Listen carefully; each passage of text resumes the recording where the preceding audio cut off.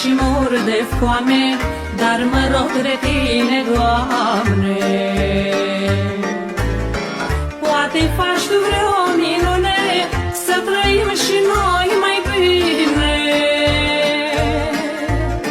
Ce vremuri grele trăim, cu toții ne chinuim, că de la o zi la alta parcă e și mai grea viața, of. Va suferi mult poporul, că-ați ucis conducătorul. Ați dus doi oameni la moarte, în cer se judecă toate. Ceaușescu e în țărână și de acolo se răzbună. L-ați împușcat în zi sfântă, iar asta nu se uită. În sfânta zi de Crăciun, oameni cu suflet hain, repede la un pușcat, fără să-l fi judecat, of.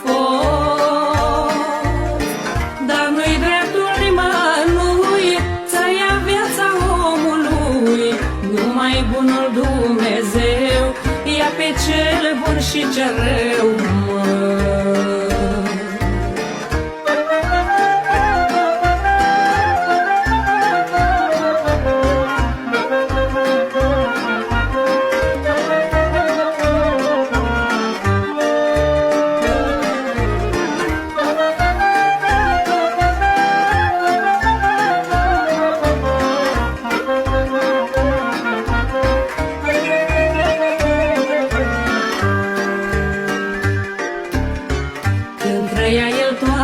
lumea putea să-și câștige pâinea.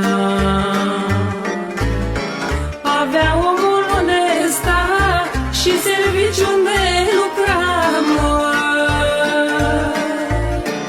astăzi dacă vă însurați, voi n-aveți unde să stați, n-aveți unde să munciți, stați pe drumuri chinuiți, of. Noi am mai gustat din viață, tinerii n-au vreo speranță. Doamne, ce viață cumplită și ce lume negăjită.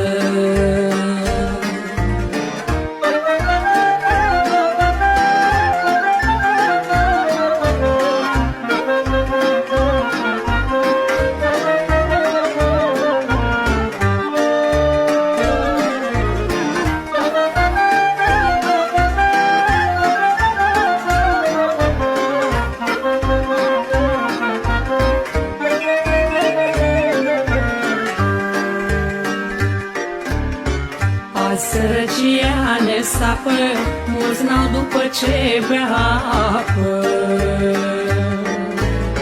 N-au bani pentru de la stat, doar sub cerul înstelat. Astăzi de te bolnăvești, la orice doctor plătești. N-ai bani, vei muri cu zile, nici nu le pasă de tine, of. Citești la oameni pe față, nu mai au poftă de viață și merg pe drum abătuți, de parcă ar fi surzi și muți, Rugați-vă de iertare, faceți crucea cât mai mare, că de la o zi la alta va fi și mai scumpă plată. Ceaușescu nu mai este, undeva se odihnește. Trageți cu dinții păcatul, nu vă mai trece oftatul, of. Dumnezeu v-a blestemat, de Crăciun l-ați împușcat, chiar de ziua Domnului i-ați luat viața omului, Ceaușescu când trăia, lumea mai bună era, avea omul unde sta și stăpân în țara sa, of. Azi în mulți la disperare s-au dus